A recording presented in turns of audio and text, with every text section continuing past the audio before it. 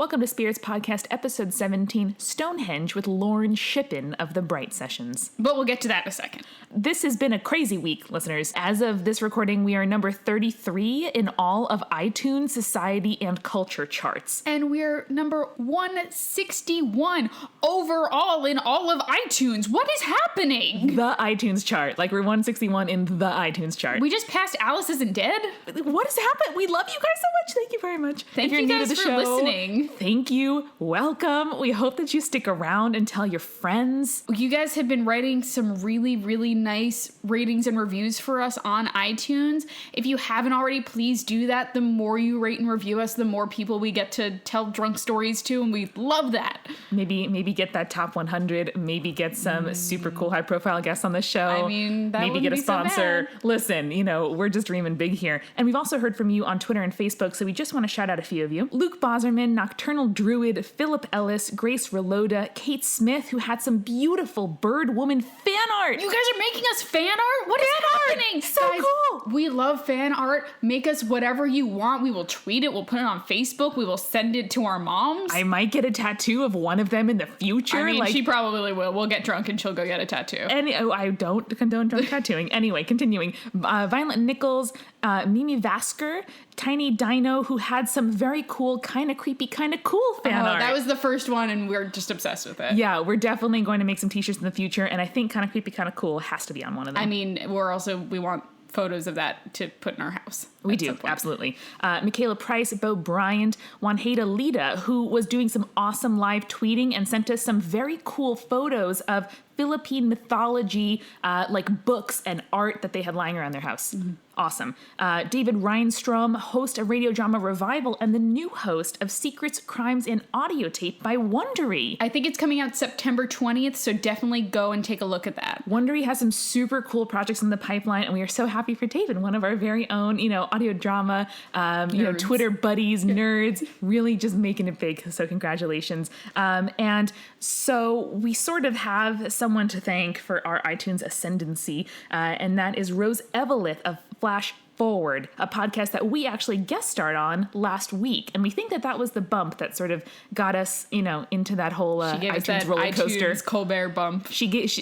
Rose is the Stephen Colbert of the podcasting world. We did a really cool episode with Rose. She had a AI generate a script about the future, which was incredible. And that future happened to feature witches from Mars. So she was like, who do we call? Spirits. It's an awesome show, Flash Forward. It sort of conceptualizes one version of the future, does a kind of fictional, like radio drama, immersion into it, and then continues throughout the episode to talk to experts about what that future might actually, entail and how we would get there. One last housekeeping thing. You guys have been really cool about sending us messages about questions you have about the show, about mythology questions. I've gotten research. A couple on Facebook. Yeah. What we would really like is if you guys want to send us an email if you have questions at spiritspodcast@gmail.com. We might just read them out on the show at the end of an episode. Fan mail. Awesome. Yeah, it's really great. And our final thanks of the week is to Lauren Shippen, whose show The Bright Sessions is way above us on the charts in iTunes, as it should be. So good. We love it so much. We ship the characters. We have done some, fan art of our own in our, margins of our notes at work. We cannot speak more highly about The Bright Sessions. It's one of our favorite shows, our favorite audio drama by far. If you haven't listened to it, definitely listen to it. It is about people with superpowers in therapy, which are two of our favorite things.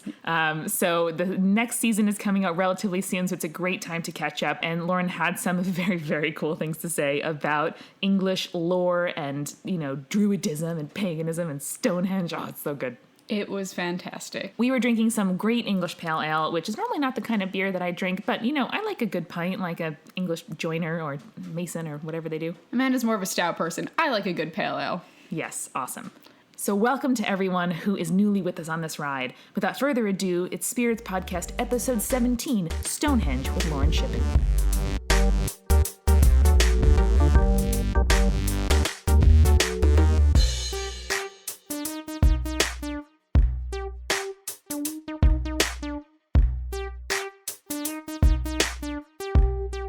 Well, we are so excited to welcome today one of our podcast role models. Oh, Podcast crushes, really. Lauren of the Bright Sessions. Welcome. Oh, thank you so much for having me. It's so good to be with you guys. Absolutely. Our pleasure. I don't know what you're going to talk to us about today, so I do. I'm innocent newborn babe, as normally happens here on Spirits. Yes, so I'm going to talk to you about one of my lifelong obsessions, which Great. is Stonehenge. Yes. And it's particularly relevant for me right now in my life because I just spent the summer solstice there. Oh my I got gosh. to be there for the sunset. Witchiest of holidays. The witchiest of holidays and the Love it. witchiest of places. And it was very interesting, and we'll get to that, but first I should probably give some background on Stonehenge. Sure, I don't 'cause know. all of the only knowledge I have of Stonehenge is like an Eddie Izzard bit. So that's it. Yeah. Wait, what Eddie Izzard bit? He does one about like just history, I guess. And his one, it's about like how the rocks were like dragged from like 10,000 miles away or what. Yeah. That's not right, but that's not the right number. But he's like 10 miles away would have been a lot. Yeah. And he was just like, oh yeah, you know, like they had these people and they're just like, oh, we need to move these rocks. And like, oh, how far is it? They're like, don't worry about it. Something like that. I mean, so it actually was, it wasn't 10,000 Yeah. miles, obviously, but it was like 300, 400 miles that they dragged some of the stones from Wales. Which is Oh yeah, I know crazy. Quarries of like far west Yeah, British I Isle, think yeah. that was the blue stone. There's two different types of stone. I mean, I'm not an archaeologist, so I'm not going to get really technical with the type of rock. It's all about amateurs here. Great. But for those who don't know anything about Stonehenge, it was constructed sometime 4,000 or 5,000 years ago, around between basically like 3,000 BC and like 1600 BC. Wow. And they think the first stones were probably erected in like 2100 BC, but that they were there kind of just lying on the ground for a little while before they brought them up. Mysterious. And very mysterious. And this was before the wheel was invented. Oh, yeah. So they somehow got these stones from Wales and dragging dragged it. them to like southern England for who knows why. That's for Why? Welsh people. Yeah. It's quite a trek. There was actually a thing in the past year that suggested that there was actually a henge built in Wales that then they kind of collapsed and moved because they found some like carved stones or something in Wales recently that suggested that they were part of the same stones that exist in Stonehenge. They were like, maybe that this was like kind of actually just relocated, like they kind of just collapsed it and then brought the whole thing down. It's like Like a a pop-up Barnum store. and Bailey Right.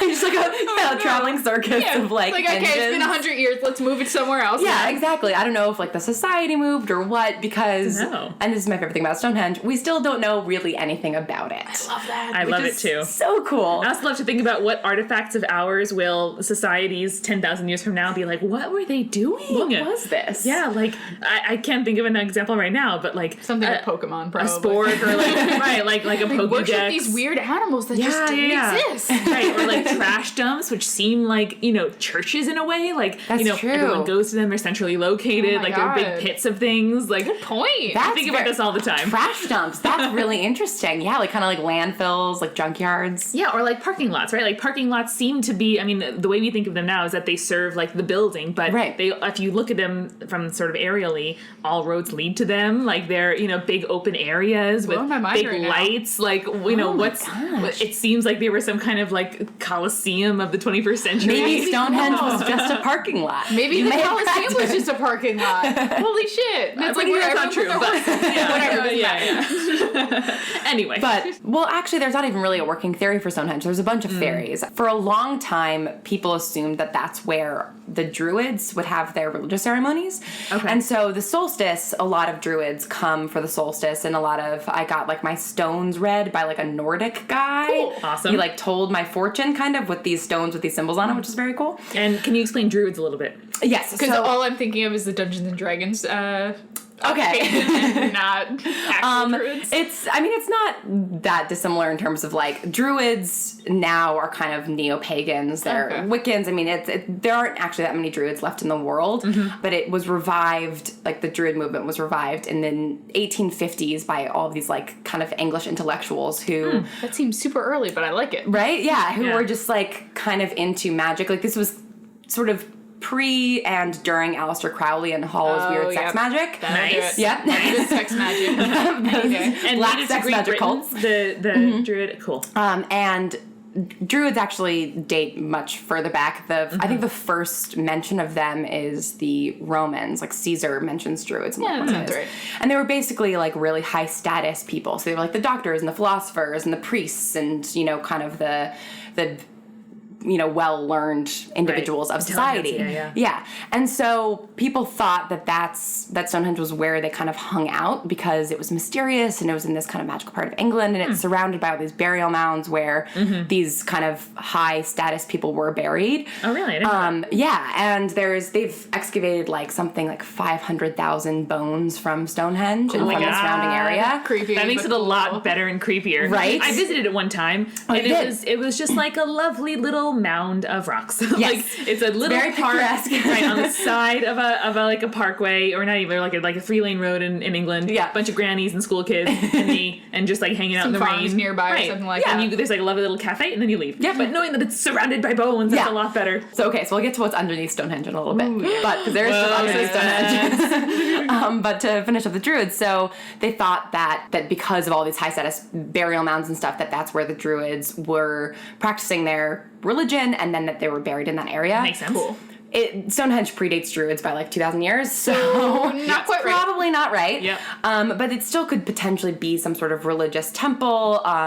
The reason that the solstices are such a big deal is because there's this one rock kind of standing outside of the stones that when the sun rises in the summer and sets in the winter, the shadow of the stone casts perfectly in the center of Stonehenge. Oh, The lone man. rock. The Yeah. lone rock. Yeah. So- sundial style. Exactly. So I think maybe it was like a big astrological calendar or some sort of sun temple. Oh, that's so cool. I love thinking about like how advanced like past generations were. Like we give them such little credit, but they could figure out how the like sun and moon worked. Yes. Yeah, like, looking up at the stars, wondering things, like they have their own, you know, hopes and dreams and fears and jealousies and paranoias and, you know, fantasies about the world. Yeah, exactly. And I think want to build something tangible on Earth that can maybe reflect the sky so they can really see how things connect to each other.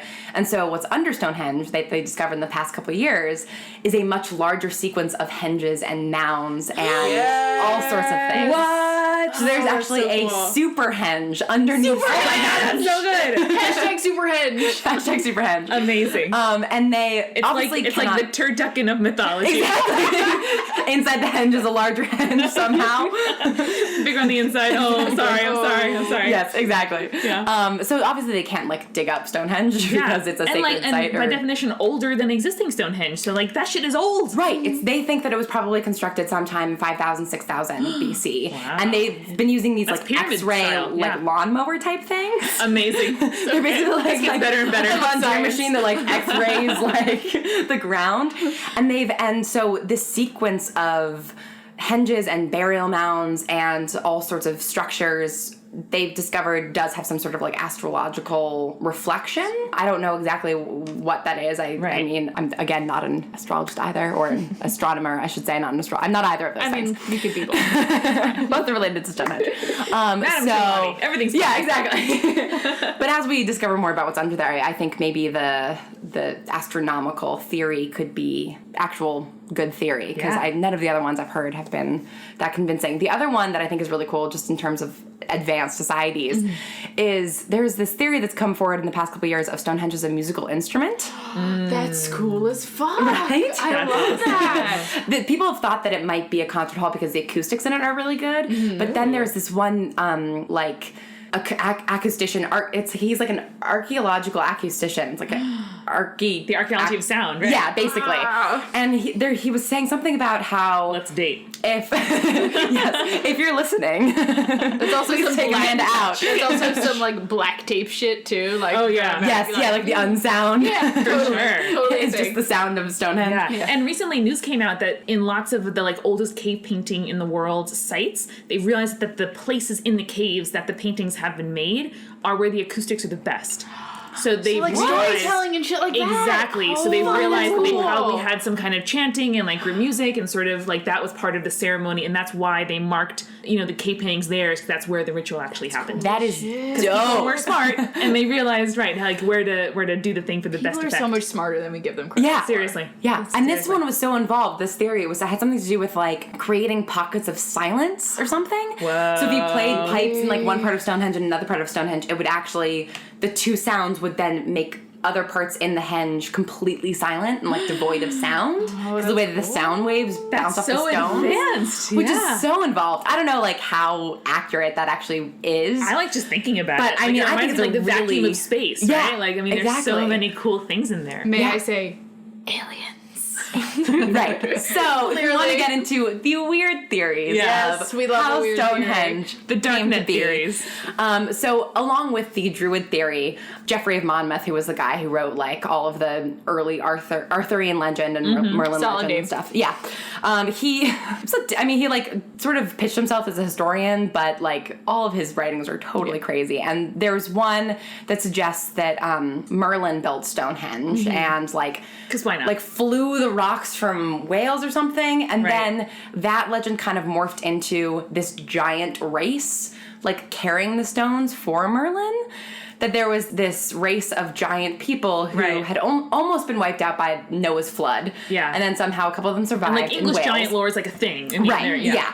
And so Merlin, I guess, was like buddies with these guys and said, hey, I want to build like a temple down in England. I have a lot of heavy shit to move. What's a great way? Yeah. Kids, we're going to play the quiet game in the car now. Okay. Exactly. Giants, we're going to play the carry the big rock game. Carry the big rocks. Yeah. And these rocks are 50 tons. Yeah. Like the scientists have not figured out how people would have gotten them from Wales to England. And so, the giant theory, I think, is a fun one. That's and a then really good one. I guess the giants just like went back to their lives. I don't know if they were really part of like the ceremonies that took place there. Retreat to the Welsh Highlands, or the lowlands, or the quarries. It's like, I guess they owed Merlin a favor. I don't really know. We're gonna go like, or they're like under a mountain now. Yeah, exactly. Hey, Baldric, your cousin said that you aren't as strong as him. Like, okay, it's over. We're going. Fuck Baldric, this is going down.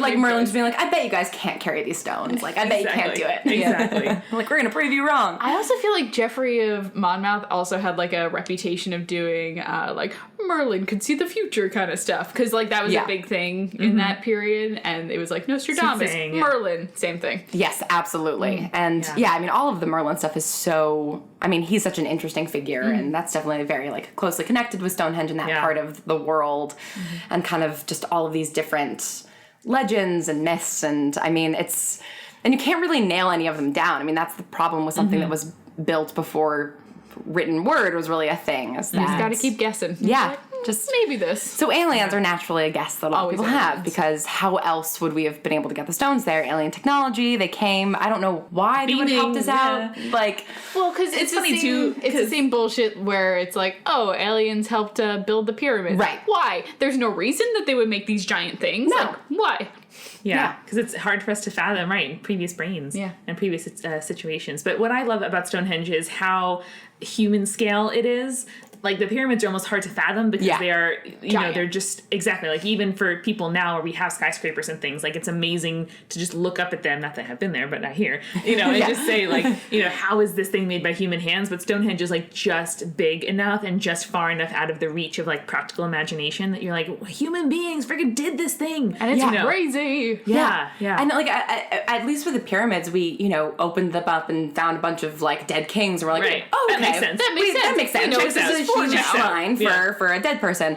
But Stonehenge, it's like we just keep finding all this random stuff. Yeah. And it's still mostly standing. Yeah. And like it's symmetrical enough that you're like, something is going on here, know? This wasn't just like people decided, let's put some rocks up. Right. Like it was just like rock very deliberate and like a lot of work went into it. And then it's, I think they've been able to figure out what it looks like before stones fell down. But then there were people early on who thought that some of the stones that had fallen down were there deliberately as well. Like the altar stone, which is the one that's like flat in the middle. Narnia style sacrificed Aslan. Come on. Exactly. Oh, great reference. But so there's iron deposits in some of the stones. Love it. So when it would rain, the altar stone actually gets red sometimes. Blood everywhere. I love it. And so everyone was like, oh shit, that's where they killed a bunch of people, and their blood is like rising up from the stone to like haunt the space. Right. It's not totally accurate, but still cool. And then some archaeologists came along and they were like, no, it's just iron. Like, it's fine. I want to believe. It's like the thing that rust happens from. Yeah, exactly. But they did find some, like a good number of like animal bones that have clearly been slaughtered there. So I think there were some sort of animal sacrifices that occurred on that land. Probably a lot of horses. Like a lot of goats. Yeah. Sacrificing I feel like was kind of par for the course. And then you would like drink the blood and eat the goat and kind of, make things of its bones or That's skin. what the gods want. Exactly.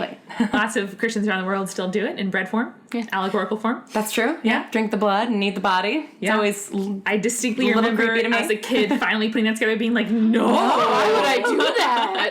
But yeah, and depending on what denomination you are, it's like you think it's either metaphorical or you really think that Right. it's... Oh, no, we were raised Catholic. Yeah. So then it really This is is literally the blood getting transformed, and we're like, Can't have blood till you're 21, though. Sorry, kids. yeah, exactly. No, not true. no, you can do it as soon as you're 'Cause it's like sort of mixed with like, it's like watered down. I remember going mixed to a with grape Lutheran juice. service one time, and they had like little like sample cups with Like little individual Dixie cups. wine. I think it was around the swine flu time, so Yes. they were being like very cautious. But I was like, freaking makes so much sense. Thank you. Protestants get like real bread too, though. Like Do we they? get the dumbass wafers. Do they get Yeah. real bread? I mean, I'm Episcopalian, and we get the little wafers too. There's some like I think like Baptists and like Lutherans. Yeah, you like, get like real bread. you get like pita bread sometimes. Because like my I was a religious studies major in college, and my professor who I had multiple times was some sort of Protestant, and she's like, yeah, like one day we were super hungry after a church service, and so like we had leftover bread from the sermon. We just like made PB&Js. I'm like, what? That's so great. there is another stone at Stonehenge that points north that they think that like, that was them trying to find like the North Star north, or right. something, or I mean the astronomical theories tend to be the strongest. That makes the most sense most because legit. that's something that we can fact check. Like, Right. Even though it's been several millennia, the sun still rises in the same place more or less than it used to. So, Right. being able, like, that's why I think the shadow falling, in the right direction, like, that's why it seems so compelling to me personally, just because, that's how that view looked the same, when they first erected. Well, that is something that I do wonder about because, I know that the universe is expanding slowly and now, like, as we, circle the sun and do our rotations and everything, we kind of change positions. That 5,000 years ago, would it have been the same? I think How much mostly. have we moved? I mean, not that much, So, right? I mean, like the magnetic poles of the Earth shift slowly over time. Right. Real technical this episode. We're really getting into it. I'm really concentrating here. And obviously stars, grow and die and come in and out of vision. But Right. I'm pretty certain that the equinoxes and the sort of path of the sun is generally pretty much almost the same. Okay, yeah. Well, I mean, also there were probably slightly different stars back then. For sure. Constellations are a bit different. Right, so Yeah, I don't know right. how well documented we... I think any shift of the sun's path would have been sort of not measurable Right. by human scale. Yeah.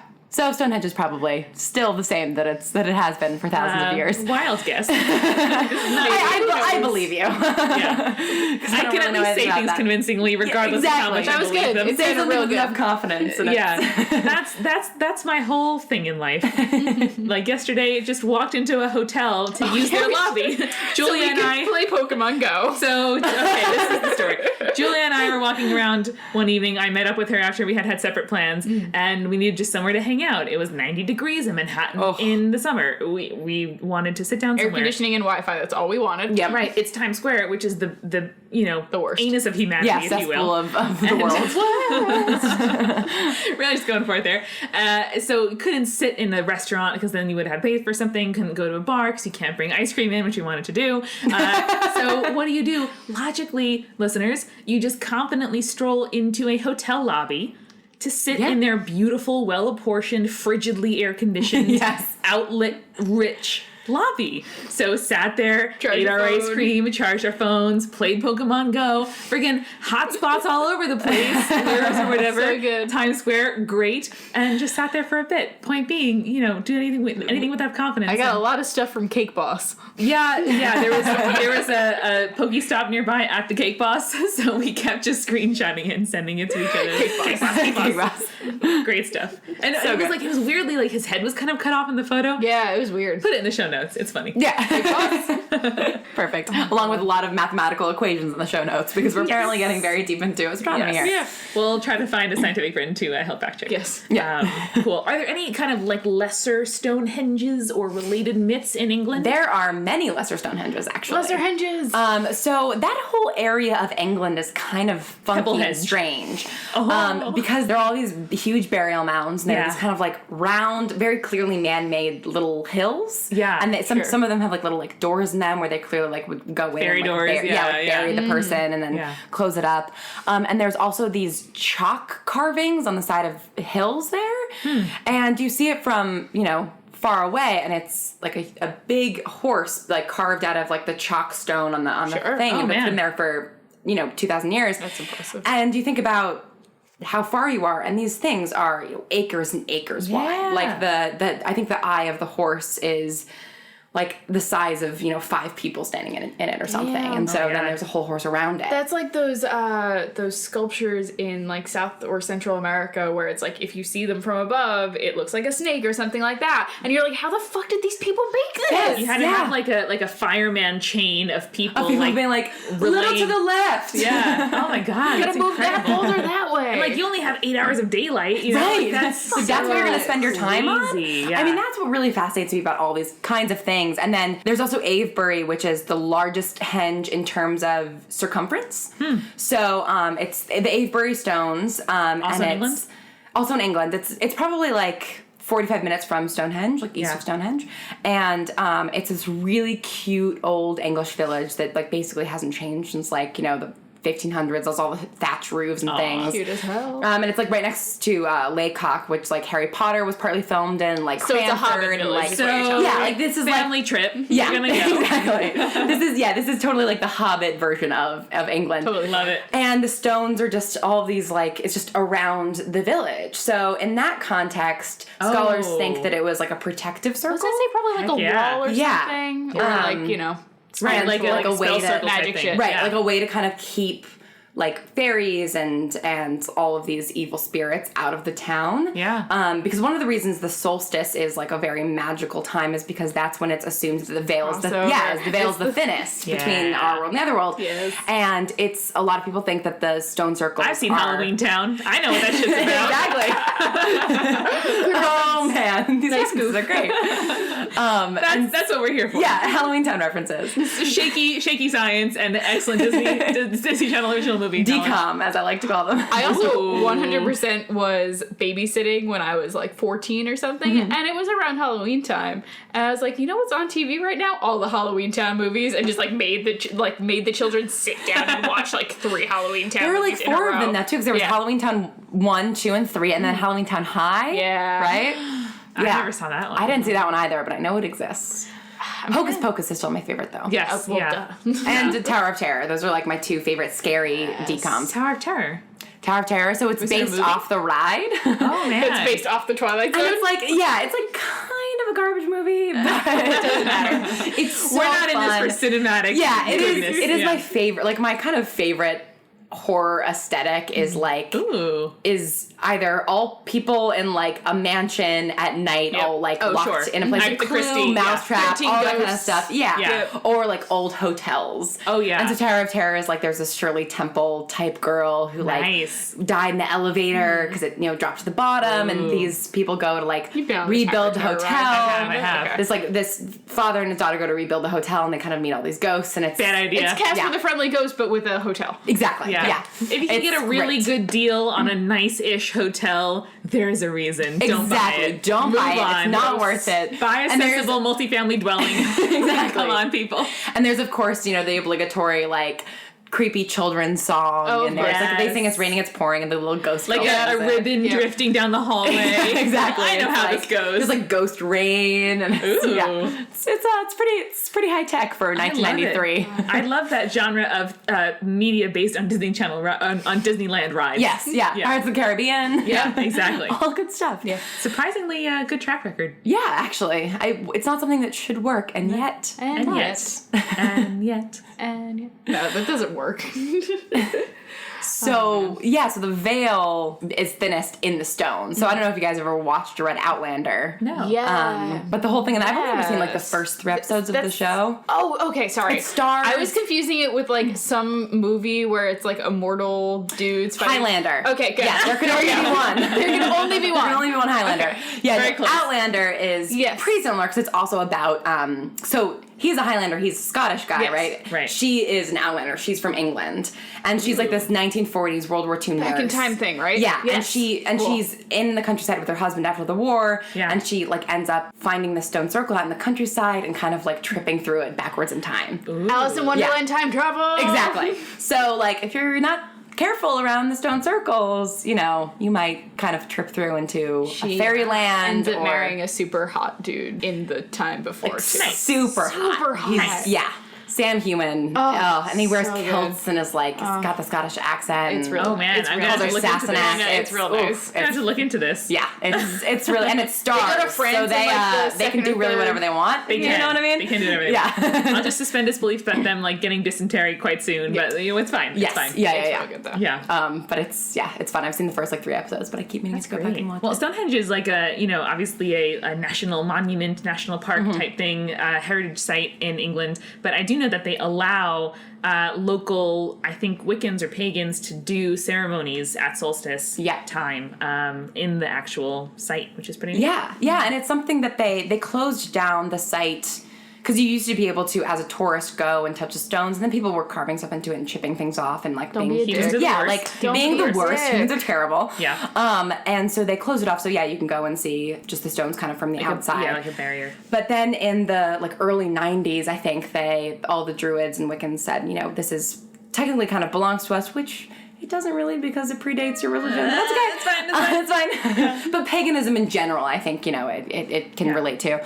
And so it started just as them going to have their ceremonies. And now the summer solstice had, I think, 26,000 people there. Damn, that's a lot. Yeah. That's like Burning Man. Glastonbury It of the really, West. honestly, I've never been to like Coachella or Burning Man or any of that, but it felt like what I imagined those things to be like. Sure. 'Cause Yeah. There's like food trucks kind of like on the road leading up to it. We got like a good like vegetarian like falafel wrap. Great. And there were amazing donuts actually, which is if Nice. anybody ever goes to Stonehenge for the solstice, get the donuts. They're really, really good. They're baked fresh in the truck.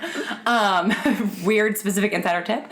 But instead of like general anemic spirituality of other festivals, where you're just like wearing beads, I'm like, what are you doing? Like this is an actual tradition, Yeah. actual Wearing custom. beads. There were genuinely like men there who had long white beards and like staffs and Yes. robes. Whoa. And, like, Gandalf. yes, and like everyone was wearing flower crowns, and it was really funny because I was expecting it to be kind of all hippies and druids, and it's actually a lot of now like just people like me who were there to kind of observe. Sure. And there were lots of children there, not even like children of the druids, just like tourist children. That's fun. Which was really cool. Yeah. And we, you know, there was lots of drumming, there was lots of singing, there were prayers and things where you Wow. kind of, you like thank the east and the west and the north and the south, and I you like thank the that. stars and the moon and the sun, and kind of just giving back to nature and, you know, talking about treating the world well and all this Yeah. kind of stuff. And In some ways, way more relevant than it ever has been. indeed, and this was right before Brexit, so there were lots There of you conversations go. happening about, you know, leave and stay, and it was interesting because some I feel of like the most of the druids hippies are probably all stays, but I could be you wrong. would Really? think so. It was There's surprising some actually. nativism like Yeah. tied up in Yeah, in because the there was leave, a lot yeah. of the older. I mean, there was definitely a huge generational divide in the vote. Yeah, for sure. that, and a lot of the older druids were very much to leave so that they can kind of have exclusive claim over their land and their heritage, which I thought was interesting. Even though like there aren't actually that many druids left in England, a lot of them are in mainland Europe. So Yeah. Yeah, and a lot of the national identity of England, like I'm not an English person, so this is me observing from the outside and someone who's just lived there briefly, but a lot of it is sort of imagining a future, or rather a past for themselves, like thinking, you know, what based on our kind of like vague impressions of what we think it does and maybe should mean to be English, like what did it then mean in the past, and kind of how can we, you know, selectively read, which everybody does, I guess, is Yeah, definitely. Of kind of imposing some sort of meaning onto the history of a land, or and you know, 5,000 years ago, does it really? Or are those Right. people really English, or are they Right, just yeah. like the few humans that were on Earth? You know, Right, exactly. Like, you know, does having the fact that your parents or grandparents were born here, does that mean that you have any kind of claim or relation to people who lived here 5,000 years ago? Nah. I don't know. But Yeah. for those interested in the kind of magical, witchy, gianty, tradition-y past of England, I recommend the play Jerusalem by Jed Butterworth. Jez Butterworth? Jed Butterworth. I've heard of this. Yeah. Mark Rylance starred in it on the West End. Oh, cool. And it was like the most magical night of theater I have ever had the pleasure of seeing. Wow. And the play is gorgeous. It's about like old traditions kind of limping along in present day England. And it's beautiful and lyrical and lovely. And I recommend it. Wow. I will definitely check that out. That sounds very interesting. Cool. Yeah. Baller. Any final words or? I mean, that's, I think, sort of all that I know about Stonehenge. As for my own, like, personal theories, there is honestly some appeal to me of the alien theory. Definitely aliens. Yep, it's definitely the aliens. No, I think I am of the opinion that it was a religious site, and Makes sense. that it, probably took them a couple years to drag the stones, but that they did it just out of sheer, human numbers. Yeah. Yeah. So those Easter Island heads, historians have thought that they sort of had the stones stood up and kind of like shimmied them back and forth. Like they would have two lines tied at the waist of the head, right? And then they'll have two people kind of at 45-degree angles, and then one yank, and sort of like nudge it kind of down That the would road. take decades. Cha-cha down to southern England. South America in this case, but in Southern sorry. England. Yeah. But I'll show you the moving image file when we're done. Oh my gosh, that's crazy. The other funny theory that I think that reminds me of is, how like the henge itself is like kind of as a singular thing is two stones with a stone on top of pie. it. Yeah, With a hat. Yeah, pie, exactly. And there was one guy who thought that it was just initially supposed to be all just standing stones, because that's what they are at Avebury, and those are a little bit older, I think. Yeah. And that a stone accidentally broke in half, so they just threw it on top of there and thought, no, that looks nice. And I love that because that's such a cavalier theory of that it was a so mistake. human too. Very. You're probably closer to the cool. truth, right? Yeah. You're making a nice cake, the frosting gets smeared, you're like, that's a flower now. Yeah, exactly. I'm just gonna work it out, and I actually like that better than what I had initially planned. The stone is here now. We're not taking it away. Right, exactly. But God, why would they spend all of their time? It's so hard to live back then and to hunt and survive that why Exactly. spend your time shimmying stones down from whales? So humans are great. Oh, humans are great. Great. And you are great. So Oh, thank you so so much, you Laura, guys. for coming over and telling us all about Stonehenge. Lauren, do you have anything you want to plug? You're the first person we've had that actually can plug things. So go ahead. Well, I will for it. plug my own podcast, Go for it. which is an audio drama, so it's fiction, but it's called The Bright Sessions, and it's about... It's amazing. So good. Hype. Oh, thanks, guys. It's about people with supernatural abilities in therapy. So if that's something that floats your boat or you think might float your boat, check it out. Our season 3 will be coming out in October-ish. So catch up now. And yeah, thank you so much for having me on. Thank you for coming. Thank you. Yay!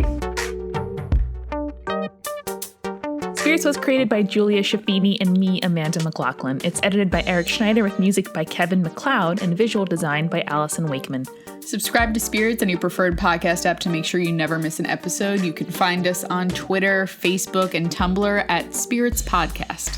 On our Patreon page, patreon.com/spiritspodcast, you can sign up for exclusive content like behind-the-scenes photos, audio extras, director's commentary, blooper reels, and beautiful recipe cards with custom drink and snack pairings. If you like the show, please share with your friends and leave us a review on iTunes. It really does help. Thank you so much for listening. Till next time.